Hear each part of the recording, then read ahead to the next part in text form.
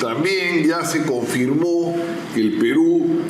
ya está por adquirir 24 cazas, jets de guerra, pueden ser los Rafales franceses,